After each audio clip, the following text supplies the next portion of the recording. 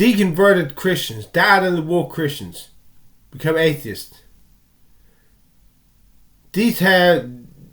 Somebody once said, if there's an atheist, look for the pain, look for the anger at God.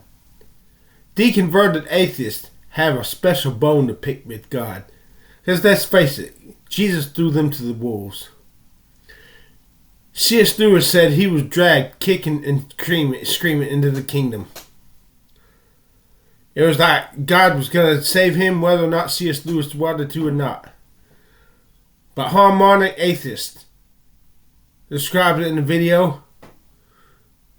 He says, quote, I did everything to try to not deconvert. I prayed, please, Lord, don't let me deconvert.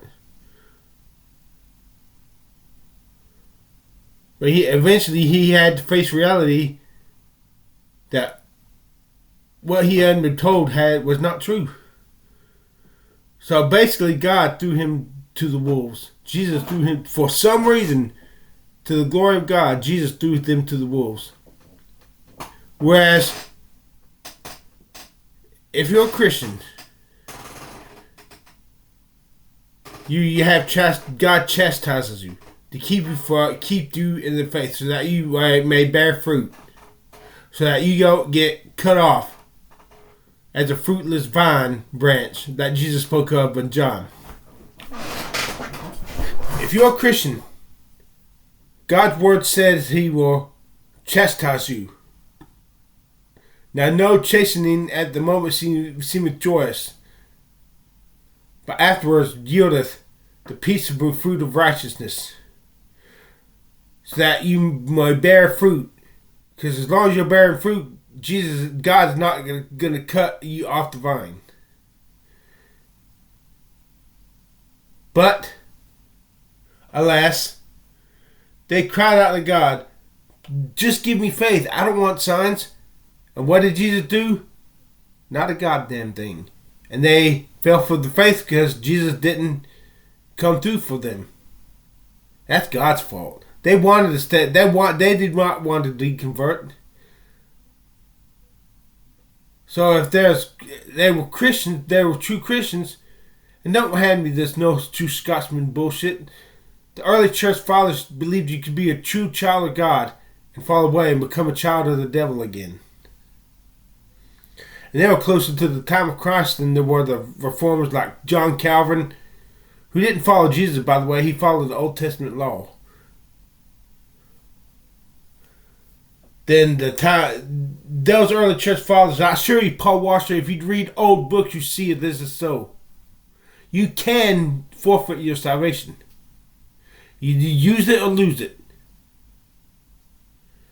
Salvation is of God, is all of Jesus Christ, but if you do not allow him to have free reign in your life, he will depart from you and he will cast you out. Well, I just don't get why, if God promises chastisement, but if he be with chastisement, then are ye sons. But if he be without chastisement, then are ye bastards and not sons.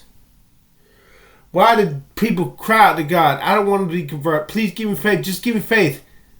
And why did Jesus throw them to the wolves? By his total inaction and indifference.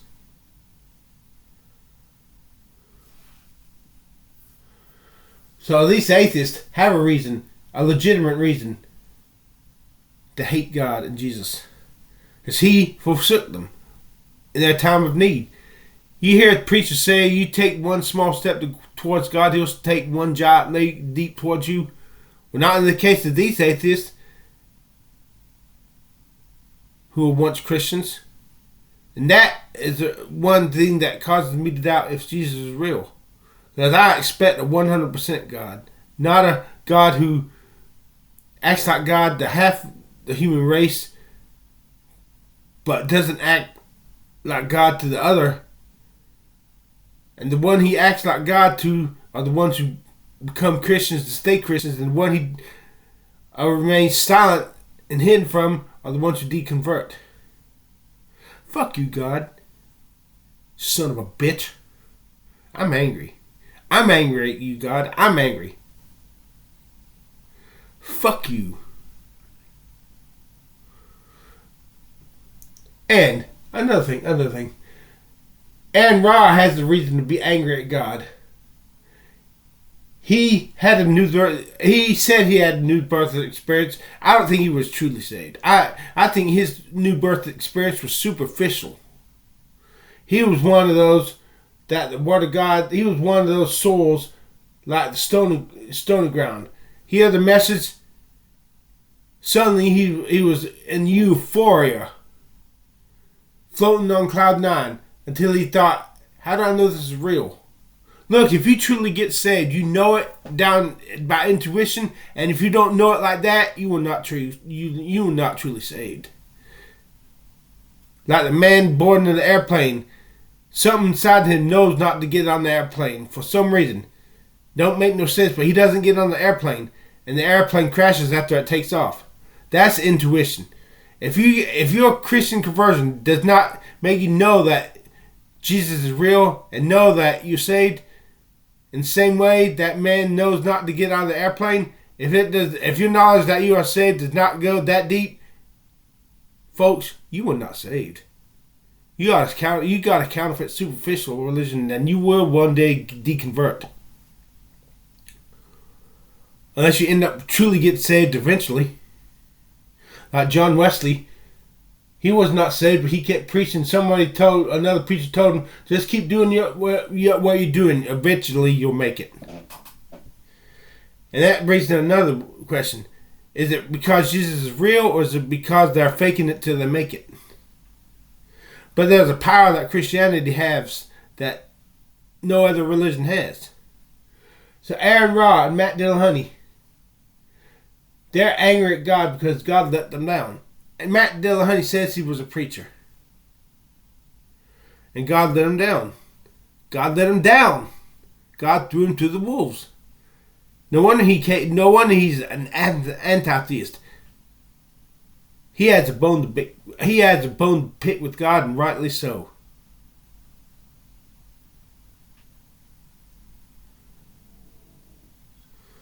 I curse God every time I lose my train of thought. I had a stroke. Okay, the stroke led to me getting saved. Okay, now I'm being saved. Can I please get the stem cells so I can get my clarity back? Or God will kill me, take me to heaven, or give me my clarity back, and give me my hair transplant, and make me a good-looking guy, or kill me. Deliver me over to the devil for the destruction of my flesh, that my spirit may be saved, just as long as you save me in the end, as you saved me in the beginning. Soteriology. In the name of soteriology, the one-on-one, in the name of Paul Washer, in the name of John Piper, in the name of Tim Conway, in the name of inspired philosophy, I curse God violently. I reached out to every goddamn one of them multiple times, and none of them have reached back out to me. It's like the atheist, the Christian who was trying to reach out to God, but God remained silent, so they deconverted from God. In the same way God was silent to them, all these Christian YouTubers are being silent to me. They did not see past my anger and my veneer of cursing. They use that as an excuse. Oh, you're toxic. You never get on my show with using that language. Look, for first place, if I get on your fucking show, I'll not use foul language, you bitch. But this is my goddamn broadcast. I talk however I goddamn want to, goddammit.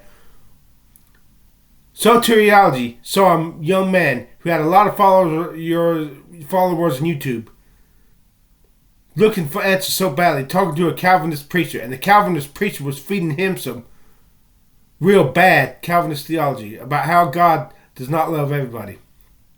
And soteriology felt so bad for him, soteriology 1-to-1, and he said he reached out to the man to talk to the man. Because he had a large following on YouTube, you see. I don't, so none of them are going to waste their time with me. Because on YouTube, the more views you get, the more people you can present the gospel to, and it's a numbers game. It is better that one person die and go to hell and burn forever and ever than 50 people die and go to hell.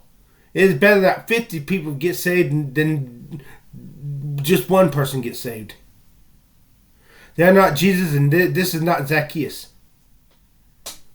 It's a numbers game. And the more views they get, the more likely they are to get super chat money. So they're doing this not necessarily for God and Jesus, but also for filthy lucre's sake. They're in it for the money, just like the rest of the world. What difference has Jesus made in their lives? They're just like the rest of the world for filthy lucre's sake. Not one goddamn one of them has reached out to me. Not one goddamn one of them. Not goddamn one of them. Not one goddamn. I'm cursing God so violently for this. I curse God in your name, inspiring philosophy. I curse God in the name of Soteriology 101. And if you truly love me, even though I'm doing this, you pray for me. At the very least, you fucking pray for me. And you reach out to me. Faith without works is dead. You see me suffering. Oh, I pray for you, but you're not gonna try to talk to me. Your faith without works is dead. It ain't gonna do me a hill of shit, you hypocrite. Read James. If any man come unto you destitute and need of food, and you say here unto him, be warmed and clothed. Basically, I'll pray for you. And you don't give him jack shit to eat or jack shit to wear. Your faith without works is dead. You're just trying to ease your conscience. Keep your conscience from hurting. As you don't want to waste your time with small numbers when the YouTube business is about big numbers.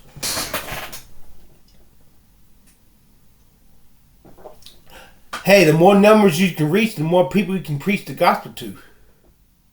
And like I said, you'd rather one person die and go to hell than 50 or 500 or 5,000 people die and go to hell. Unless, of course, you have to choose between your mother dying and going to hell or 500 million getting saved. Every goddamn one of you will choose your mother to get saved and all 500 million others nameless faces people to go to hell. You'd rather all 500 million of them go to hell. People who don't mean shit to you because they're not your family. Than your mother to die and go to hell. What would Jesus do? Who the hell knows?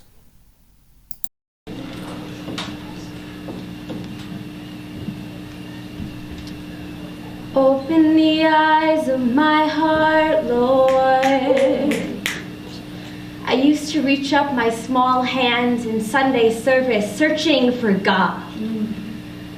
Open the eyes of my heart, thinking that my small hands must just need to try harder, stretch further to feel him. I would force my fingers out so far that the dry skin between them would begin to crack, but still I was singing, I want to see you. I was searching for God and clenching my eyes. I was crying while singing over and over again, I want to see you. Trying to press my heart into his hands and touch him.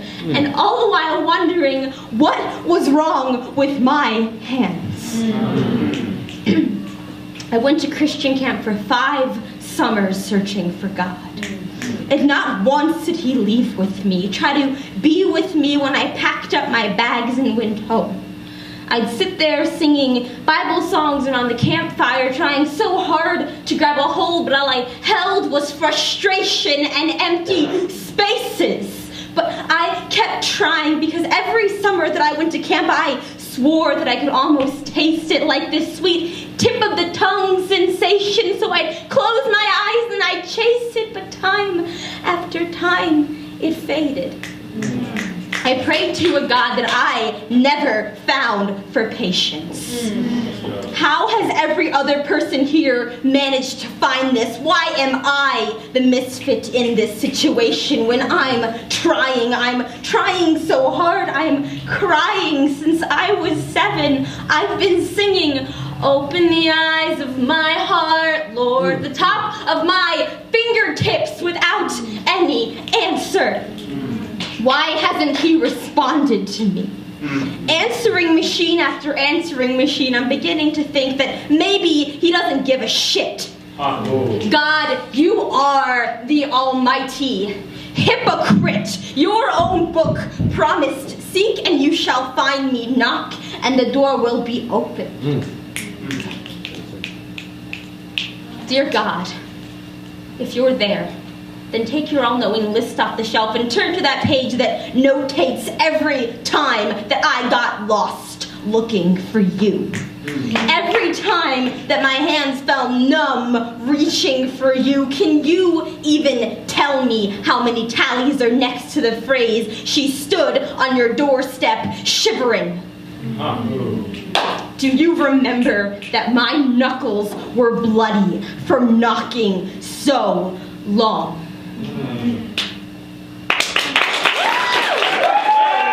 God damn you.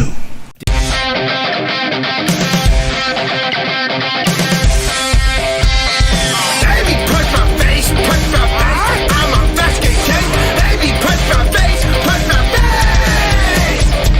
Broke my back so you would love me, but instead you stood above, you spit me out, you kicked me down. I hate your name.